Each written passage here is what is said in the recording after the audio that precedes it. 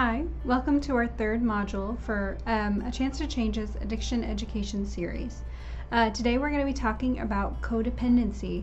We are going to learn what codependency is, how we can spot it, what are some of the codependent behaviors that we might be seeing in our lives or in the lives of others, and what can we do about this, and how does this look in the face of addiction. So go ahead and join me for the third session. As always, if you are looking for verification, you'll need to complete the whole series and then finish the quiz at the end. Call up to our office and pay for your verification. All right, thank you so much. Let's begin.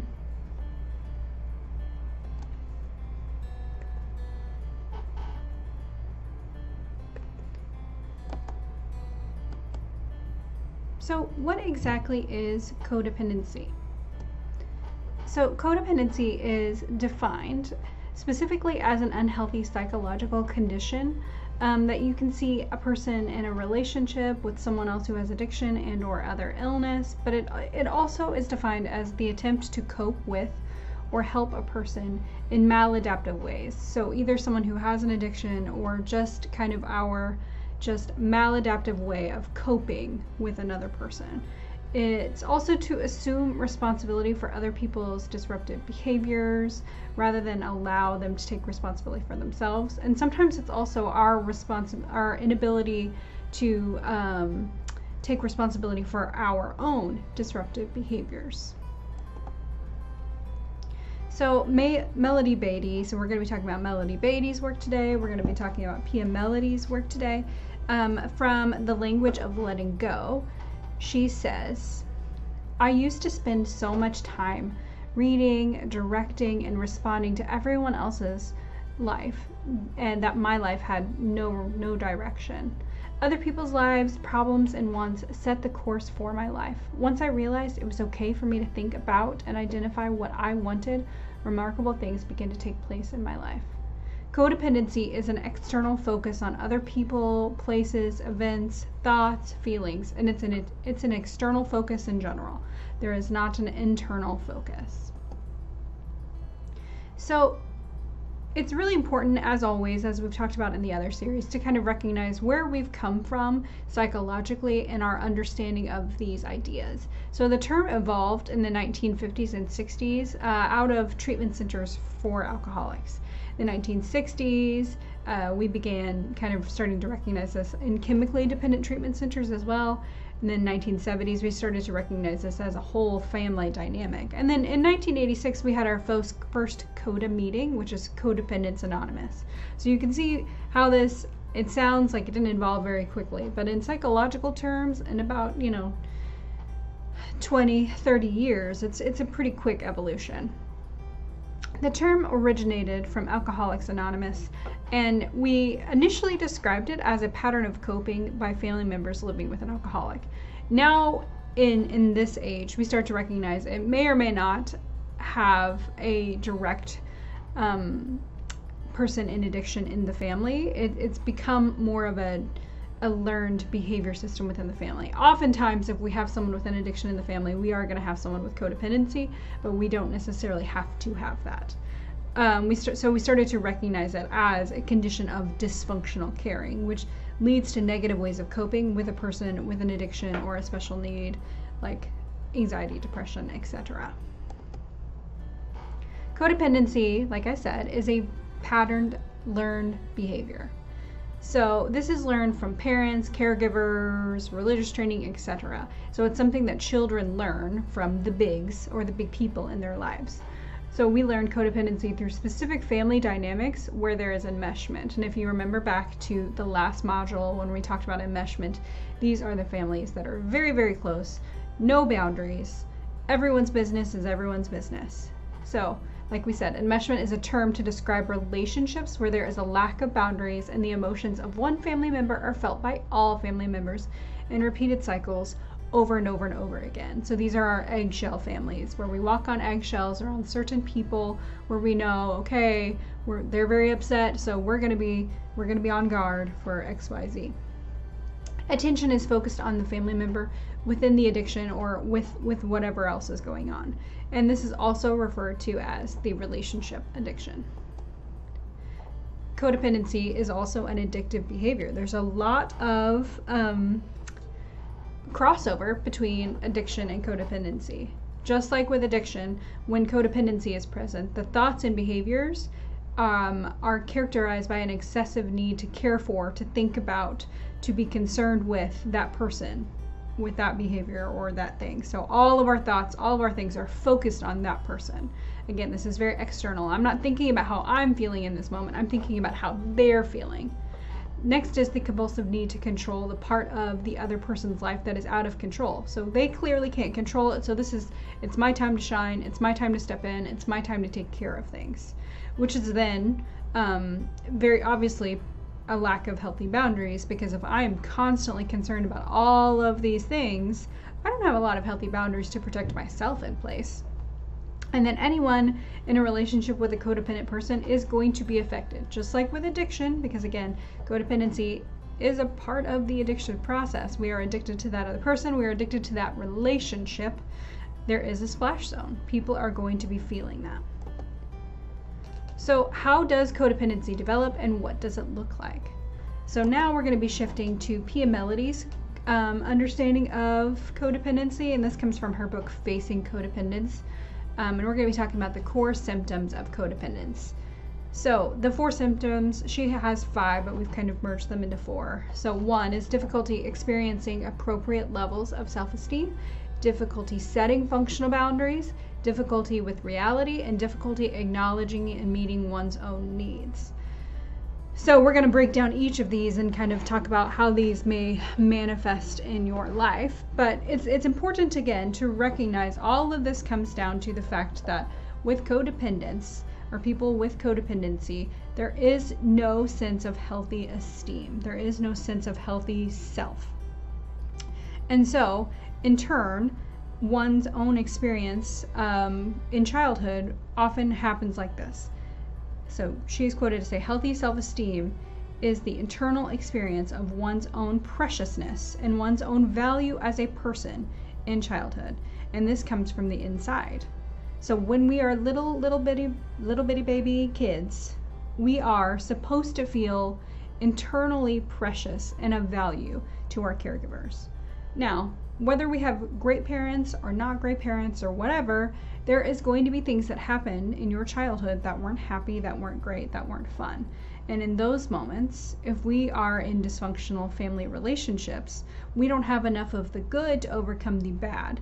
And so this comes inside, and we start to be taught that our relationships with others and how they see us are what defines ourselves. So when we're healthy, we know that our value, even when we're betrayed by others, even when someone makes a mistake, even when they misunderstand us, even when we're cheated, when we're healthy, we're still able to maintain our own sense of self-worth, and we're able to extricate our feelings. We can still feel sad or upset or whatever about the thing that happened, but our sense of self-worth does not go down with that negative experience. But when we are dealing with codependency, we can't help that our own shame, our own sense of self takes a really big hit, because if they did that to me, well, it's because I did this, or it's because of this thing. That's a really important kind of understanding to have in mind as we keep talking about codependency. So kind of breaking each of these things down, the very first one she talks about is difficulty experiencing appropriate levels of self-esteem, which can look like low self-esteem, grandiose self-esteem, but really we're talking about other self-esteem, so I'm going to keep kind of talking about that, what that looks like. So for example, if we've been rejected or cheated by somebody, we should be able, like I said, to feel those emotions of pain, but we don't assume that it's inherently our fault or inherently their fault due to personal shame. Sometimes we can just recognize the gray of the situation if we are operating in a healthy mindset. Codependency operates in a black and white mindset. They struggle to do this in one of 2 ways. Either their sense of self-worth is so low that it's almost non-existent, or it's so high and grandiose that no one can reach the heights of what we do or what they do for that other person, leading to their own resentment of others. children learn about self-esteem, learn about this from their caregivers. We get verbal or nonverbal or implicit or explicit understanding that we as kids are less than the big people in our house. They're the parents, we're the kids. When something doesn't go right, it is our fault. So that's kind of the overarching understanding that kids get as they grow up. So this becomes an inextricable part of us, and a part of that low self-esteem, or a part of that self-esteem.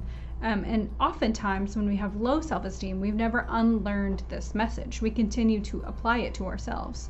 And also, if our caregiver was in a dysfunctional relationship themselves and were treated as less than, we tend to continue that as we move forward as adults. This becomes a very inherent part of our psyche. When we look at kind of the grandiosity and the arrogance, this arises out of the opposite reaction to the above. So children who were criticized and shamed by caregivers sometimes can't help but take on the same mentality and apply it to others. So they can't help but have that critical nature as they move forward.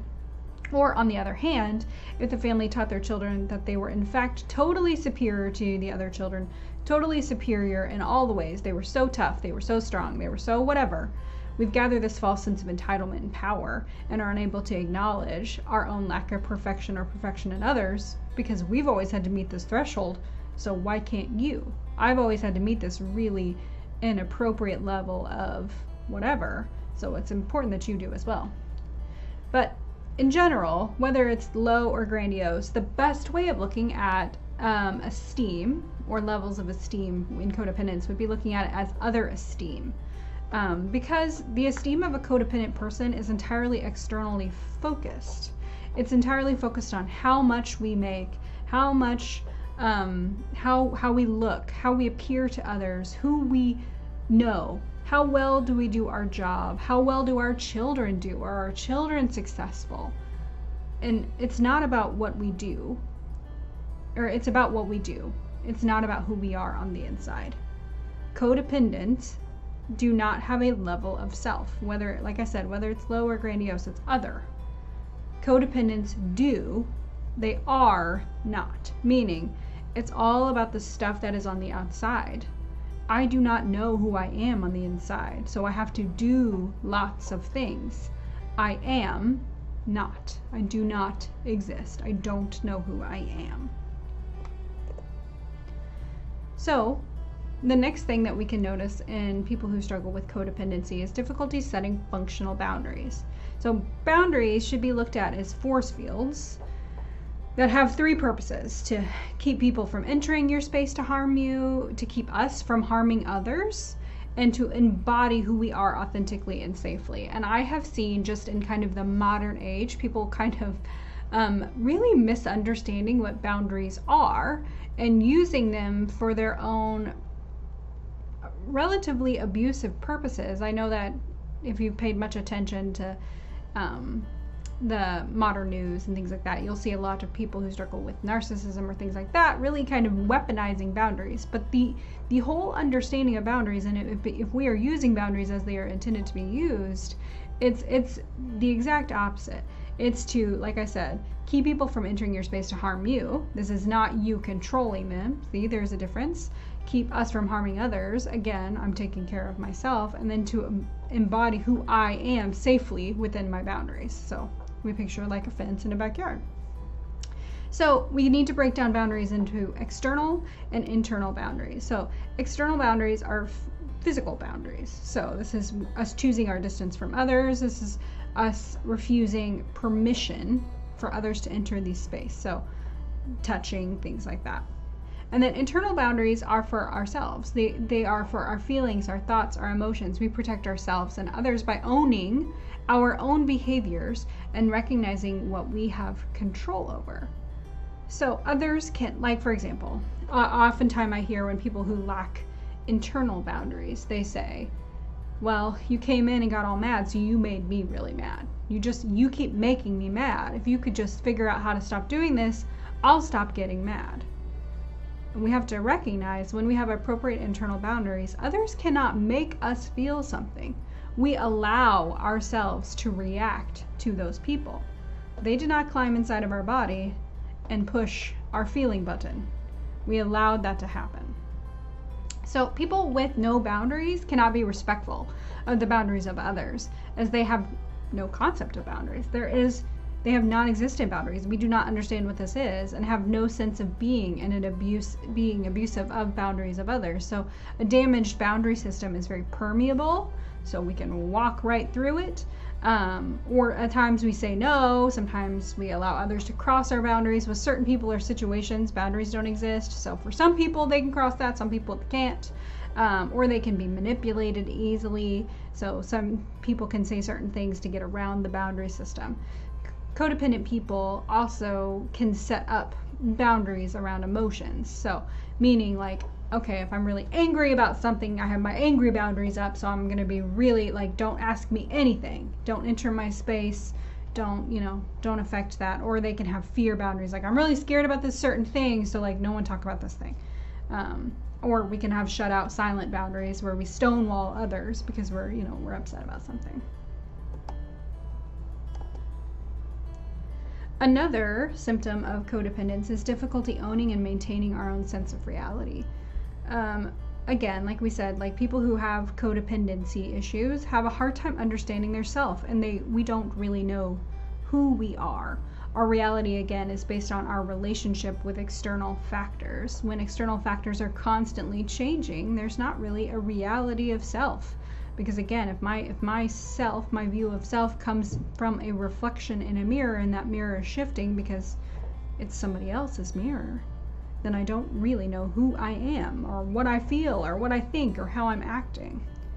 And this often happens because children in dysfunctional families learn very quickly that expressing feelings and emotions are going to be met with silence or anger. So we're going to stuff down our own emotional reality.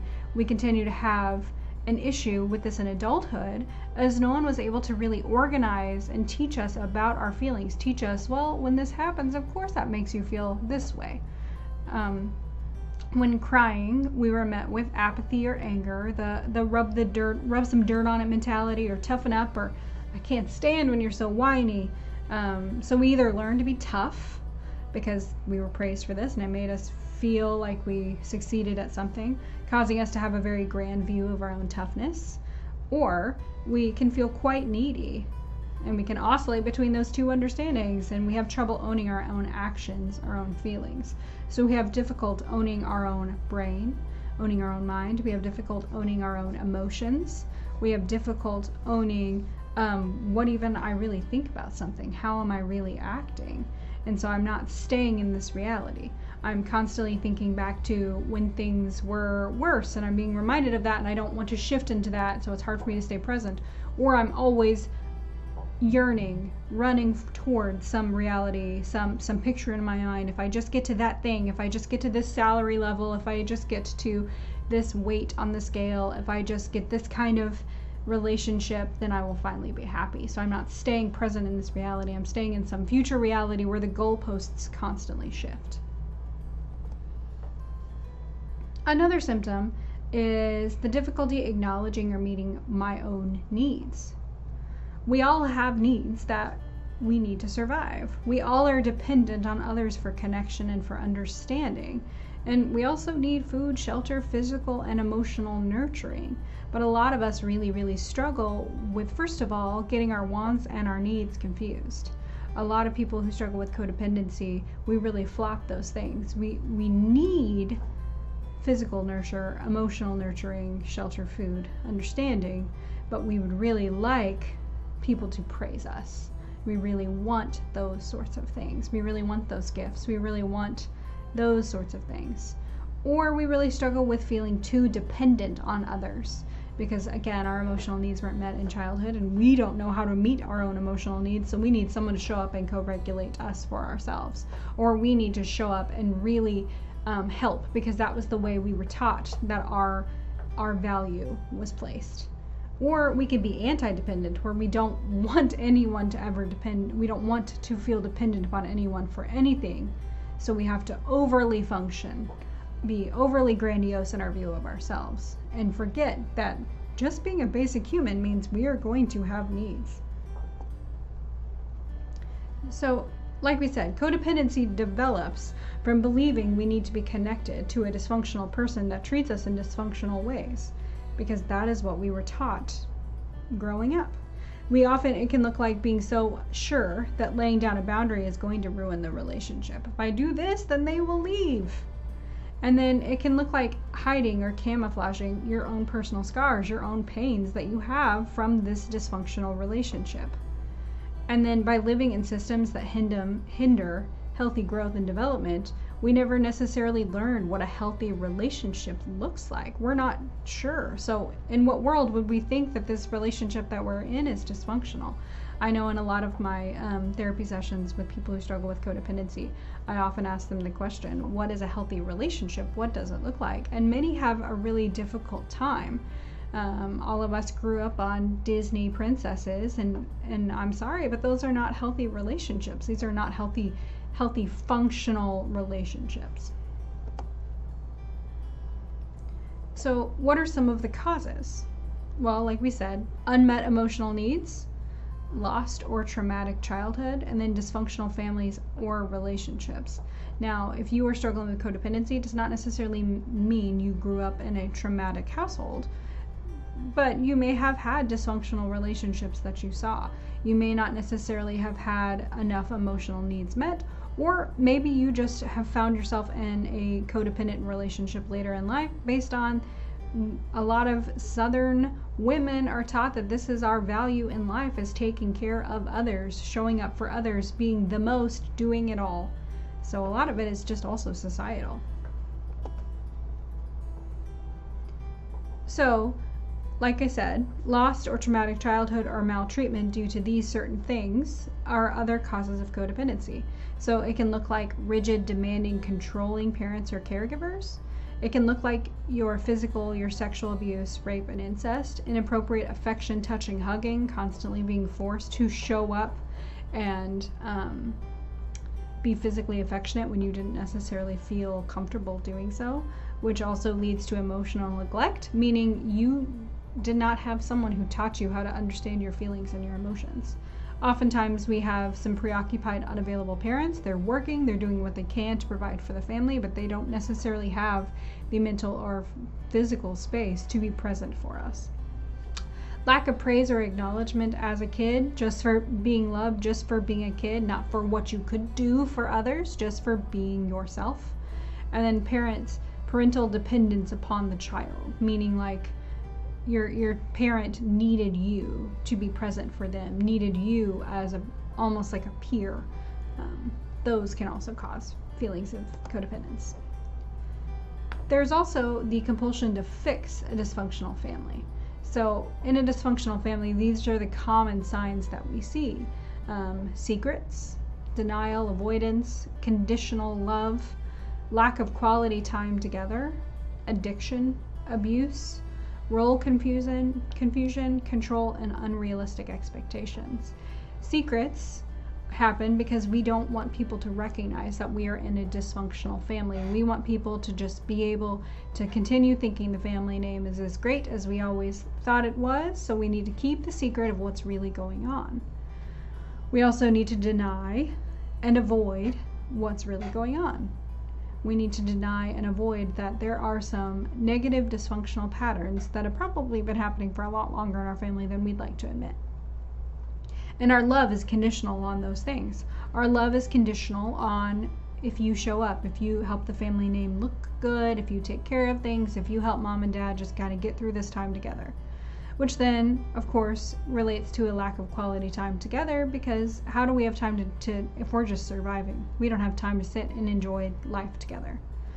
And addiction, like we've talked in the last couple of modules, addiction can look like a substance use, but it can look like a whole lot of other things.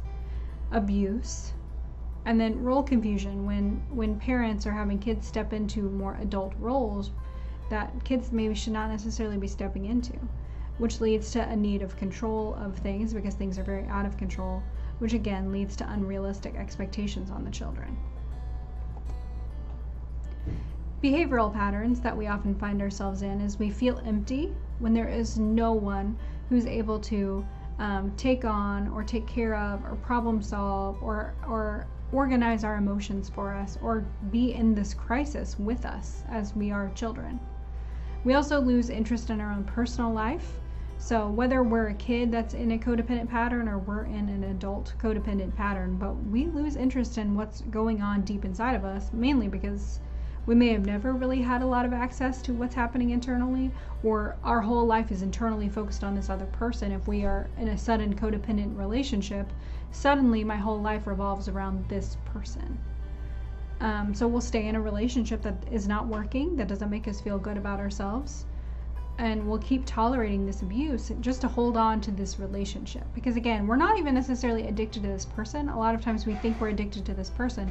We're addicted to this relationship. We're addicted to this roller coaster ride.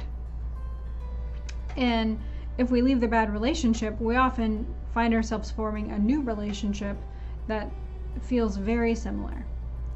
And we often will deny feelings of fear, insecurity, inadequacy, shame, hurt, guilt. We deny those feelings because we don't want to feel them, so we're going to push those down. And we often respond very impulsively to others' needs, because if I can show up for them, then they're going to stay. Then this relationship will continue. So these are some more signs, patterns, symptoms that you might see. Like I said, poor boundaries, the other self-esteem.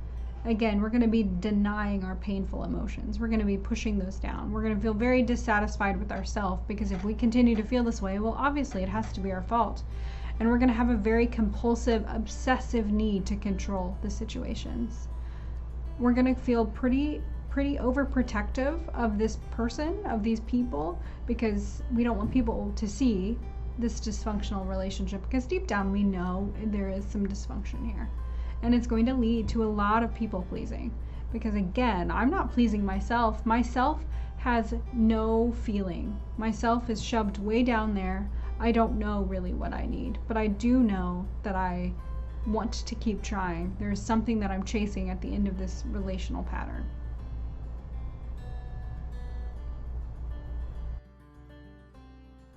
So this is another quote from Melody Beatty. A codependent person takes care of others' responsibilities for them and gets angry and feels used for doing so, and obsesses with controlling that person's behavior, and then obsesses and perpetuates that triangle of behavior. So let's kind of take a look at what this triangle of behavior looks like. So this is the Cartman drama triangle. All right, so there we've got a rescuer, a persecutor, and a victim. All right, the rescuer often disparages other people's skills, the persecutor disparages other people's worth, and then the victim disparages themselves. So the Cartman used triangles to map out the conflict, or conflict, intense relationship, conversations, transactions, etc. So the Cartman drama triangle is a model that shows the connection between personal responsibility, power, conflict, and then how destructive and shifting the roles that we play when we get in these dysfunctional relationships. He defined these three very specific roles. We have the persecutor, the rescuer, and the victim. And then he placed them along the side of this triangle to kind of show how the conflict goes between the three. So let's talk about the victim to start. The victim in this model is not intended to represent like an actual victim, but someone who is feeling and or acting like one. And the victim often seeks to convince themselves and others that they can't really do anything. Nothing can be done. It's futile. Everything is here, but it's hard.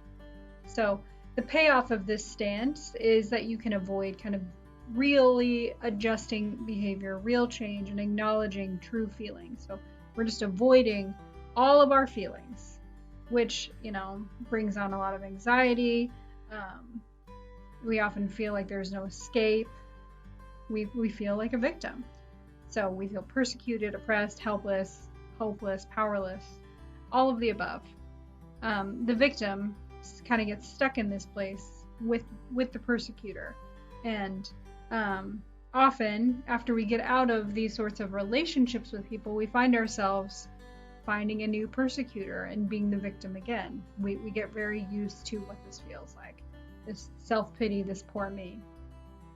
And so you might see that the victim eventually seeks help, and we start to create one or more rescuers who kind of step in and save the day for us. So now let's look at what the rescuer looks like. The rescuer is like, let me help you, let me kind of step in, and often becomes the true classic enabler in the family. The rescuer feels guilty, like if we don't have to go to the rescue, and sometimes we feel pretty angry, and can become a persecutor ourselves because we feel angry that we have to keep stepping in, and because everything we're doing fails to really create a change. But rescuing itself has some negative effects. It keeps the victim dependent upon the rescuer and doesn't allow the victim permission to fail, to step out of this role, to experience the natural consequences of their choices. But the rescuer also has rewards from this role where they can kind of focus on other people other than themselves. They can also feel good for having tried. They feel justified in their negative feelings. They feel justified that they could stand up to somebody. When they focus their energy, when the rescuer focuses their energy on someone else, it enables them to avoid their own true feelings, their own anxieties and depressive feelings. And the rescue role is pretty pivotal because our actual primary interest is to avoid our own problems and kind of avoid what's really going on with the victim itself. And then that leads us to the persecutor. This one is the manipulator, keeps the victim down. It's all your fault. Again, disparages others' worth. This is our, quote unquote villain of the Cartman drama triangle. The persecutor is controlling, can be critical, oppressive, angry, very authoritarian, feels very superior. But if blamed, the persecutor becomes very defensive, is going to switch roles and maybe even become the victim if they feel attacked. They try to switch into that role. Especially, like I said, if the victim is if the rescuer is trying to rescue the victim, the rescuer can switch roles and put the persecutor in the victim role. In which case the victim may also switch roles and become a persecutor as well to kind of get back at the other. Initially, the drama triangle arises when one person takes on the role of the victim or the persecutor. So that's kind of the first steps that take, and then this person starts to enlist other players in the game, in this conflict. And often this happens, the rescuer is encouraged to enter the situation, to step in and disparage the others. So these enlisted players take on the roles on their own, and they're, like I said, these are not static and therefore can shift based on various situations and scenarios. And you see how this just continues to play into itself. And the victim might turn on the rescuer, while the rescuer then switches to persecution and vice versa. So that is part of the reason why we have these arrows here, because this can shift. So these situations persist because each participant has often, kind of subconscious needs that are not being met. And instead of addressing the actual dysfunction that is in the family, we take on these roles and we act upon our own needs rather than what is needed for the family as a role, as a whole, overarching. So it's important that we recognize what the motivations are, what is deep down, what is deeply needed, and we start to address what's going on underneath the surface.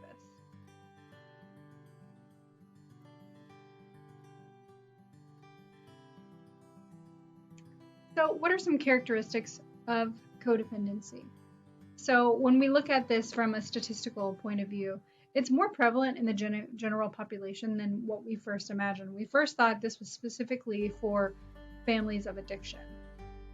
If we remember back to one of the first slides, we talked specifically about how it kind of developed through Alcoholics Anonymous. And then we start to realize this is not just for families of people with substance use disorder and not just for addiction, but this is a more pervasive thing.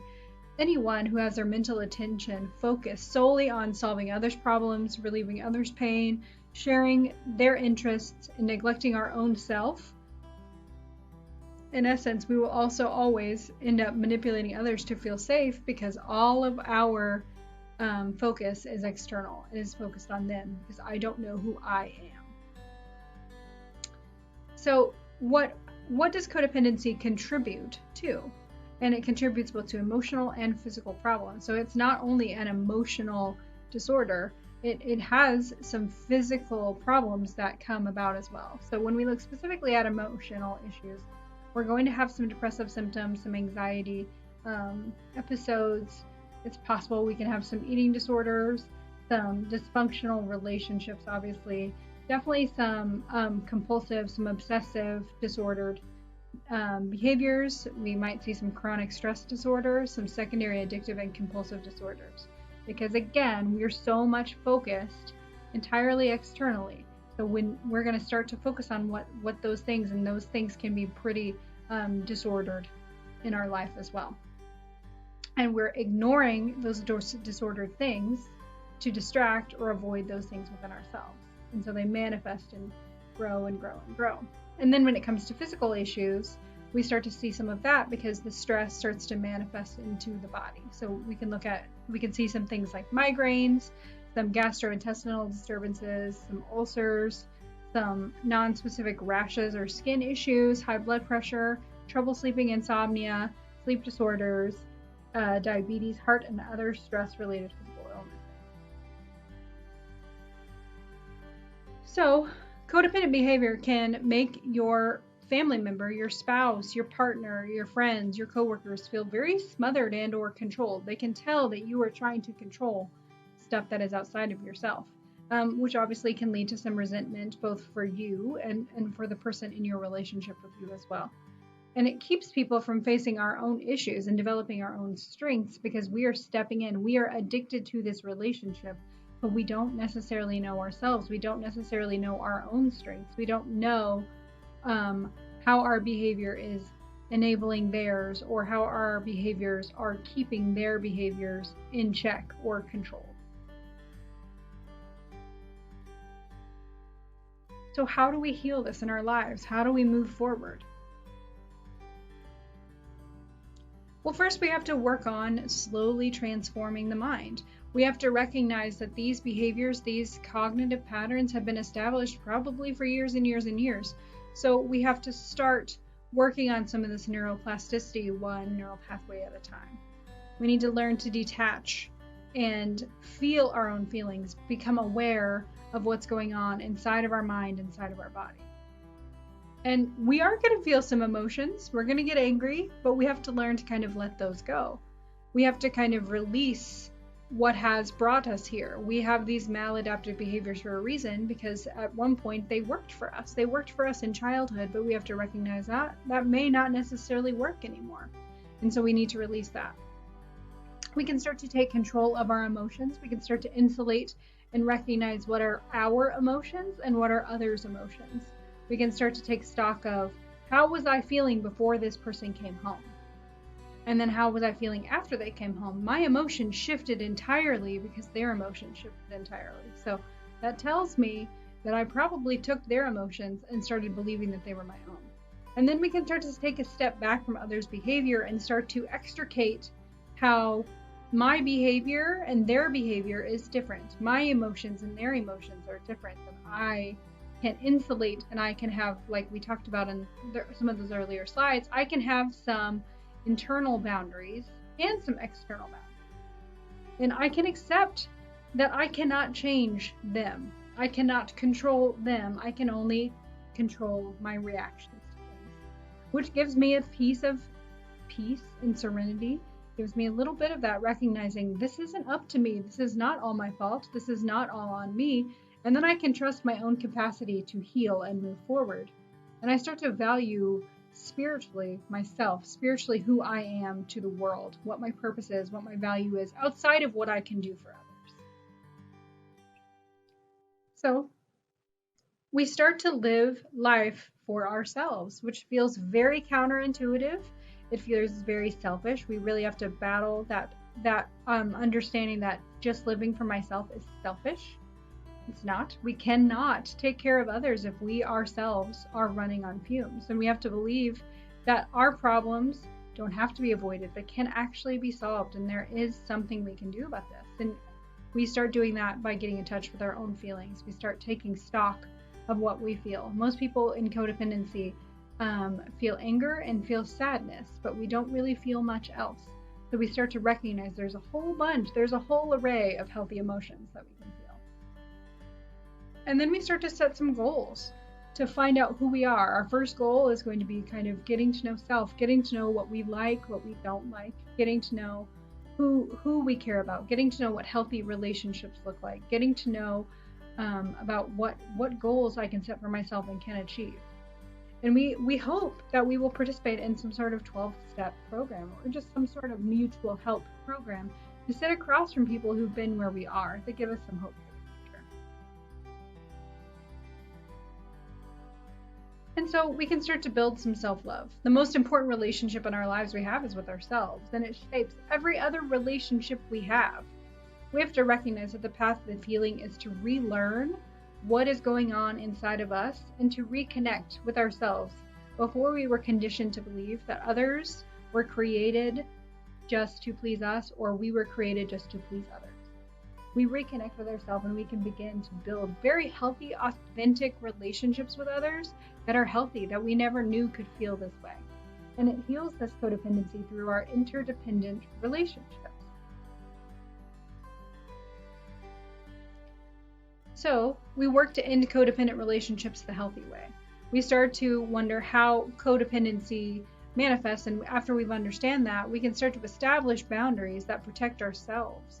We can listen to the anger and the wounds beneath it, and we develop self-compassion to heal and transform these old patterns so that we can value ourselves and value ourselves in a healthy relationship.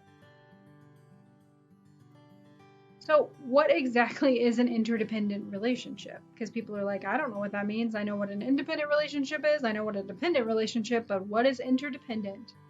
So interdependent is a safe, secure attachment between two people, and they're able to be vulnerable. They're able to be safe. And it creates the ability to freely express, communicate, exist without criticism, judgment, stonewalling, clear boundaries that are flexible, not permeable. Flexible, meaning we can grow and adjust those boundaries based on safety, security in the relationship, based on necessity and need, not based on manipulation, which is the difference in permeable. Ability to hold space for other person's emotions and then process our own. Time alone for independent personal interests, where we can differentiate in a healthy way. We have mutual appreciation, admiration, space, and mutual evolution. We can grow together. My becoming healthy does not make you uncomfortable, does not make you scared. Your becoming healthy doesn't make me uncomfortable and scared. Your not needing to need me is fine. That is what interdependence looks like.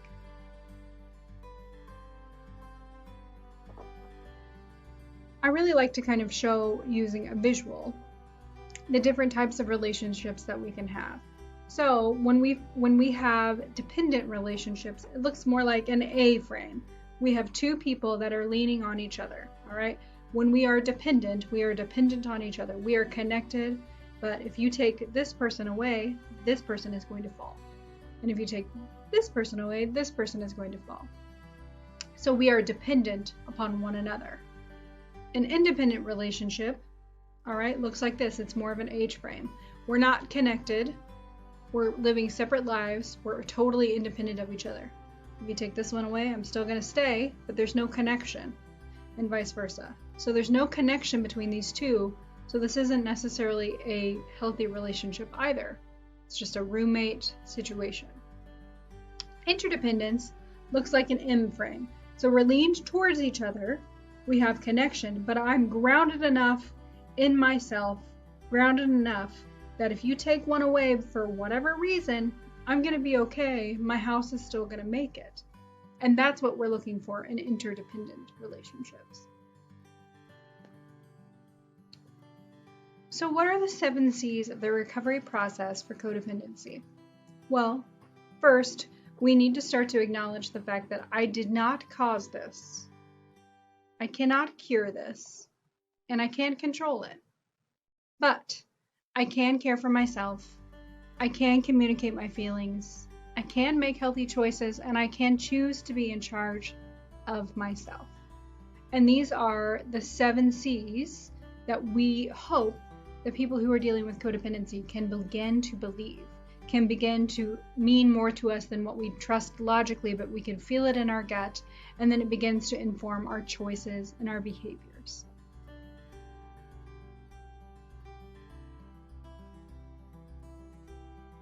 So that is the end of our 3rd session focusing on codependency. Again, if you have any questions, here is the phone number if you would like to call up to the front.